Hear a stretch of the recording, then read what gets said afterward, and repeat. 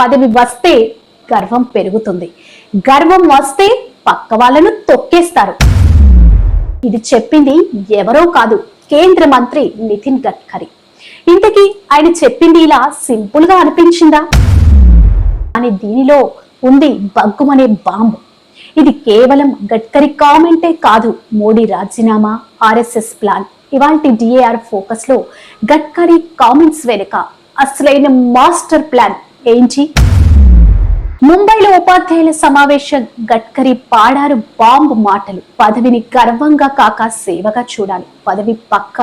పదవి వస్తే పక్క వాళ్ళను తొక్కే ప్రమాదం ఉంటుంది. ఇది ఎవరి కోసం అన్నట్టు? ఎవరి తీరు గురించి ఇలా పరోక్షంగా స్పందించారు? పక్క వాళ్ళను తొక్కే వాళ్ళు ఎవరు? దేశవ్యాప్తంగా రాజకీయ పరిశీలకులు స్పష్టం చేస్తుంది ఈ కామెంట్ మోడీపై. ఇప్పటికే రాష్ట్రీయ స్వయం సేవక్ సంఘ్ ఆర్ఎస్ఎస్ లో మోడీ తీరు పట్ల అసంతృప్తి ఉంది. 75 ఏళ్లు పక్కన పెట్టే నిబంధన అద్వానీ, మురళీ మనోహర్ జోషి, వెంకయ్య నాయుడు పక్కకు. ఇప్పుడు సెప్టెంబర్లో మోడీ 75వ ఏట అడుగు పెట్టబోతున్నారు. అయితే మోడీ ఏమంటున్నారు?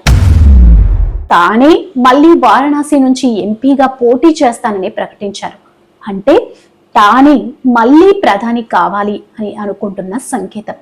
2024 ఎన్నికల్లో బీజేపీ గెలిచింది, కానీ మెజార్టీ కోల్పోయింది.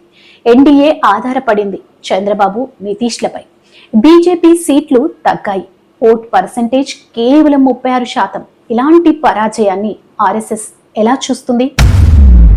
ఒకవేళ చంద్రబాబు, నితీష్ ఎన్డీఏ నుంచి బయటపడితే ప్రభుత్వం కుప్పకూలే ప్రమాదం ఉంది. ఇటీవల ఓ వైరల్ వీడియోలో మోడీ అందరినీ పలకరిస్తూ వెళ్తారు. గడ్కరీని మాత్రం సైలెంట్ గా దాటిపోయారు. మోడీ గడ్కరీ మధ్య వ్యక్తిగత కోల్డ్ వార్. గడ్కరీ ఆర్ఎస్ఎస్ క్రీడాభిమానుడు, ప్రజలతో కలిసిపోయే నడవడి, ఫ్లెక్సిబిలిటీ, ఈ మూడు ఆయనకు ప్లస్ పాయింట్లు. యోగి ఆదిత్యనాథ్ గట్టి హిందుత్వం, కానీ పరోక్షంగా డెమోక్రసీకి దూరం. రాజ్నాథ్ వయసు కారణంగా వీక్, కాబట్టి గడ్కరీ గారే బీజేపీకి నెక్స్ట్ ప్రధానమంత్రి అనే ప్రచారం బలంగా నడుస్తుంది. ఆర్ఎస్ఎస్ మోడీపై అసంతృప్తిలో మరో అంశం ఆపరేషన్ సింధు. పీఓకీని హ్యాండ్ ఓవర్ చేయాలన్న ఆర్ఎస్ఎస్ ఆలోచన ట్రంప్ ఒత్తిడి వల్ల ఆపరేషన్ నిలిపేశారన్న వాదన. ఇదంతా మోడీ వైఫల్యం అనే కోణంలో చూస్తే ఆర్ఎస్ఎస్ ఇప్పుడు నాయకత్వపు మార్పు విషయంలో ఫిక్స్ అయిపోయిందా? గడ్కరీ మాటలు పొలిటికల్ వ్యాఖ్యలు కాదు, వీటి వెనుక ఉంది ఒక పెద్ద ప్రణాళిక, నాయకత్వ మార్పు యొక్క తొలి సంకేతాలు. సో మీ అభిప్రాయం ఏంటి? మోడీ పదవిని వదులుతారా?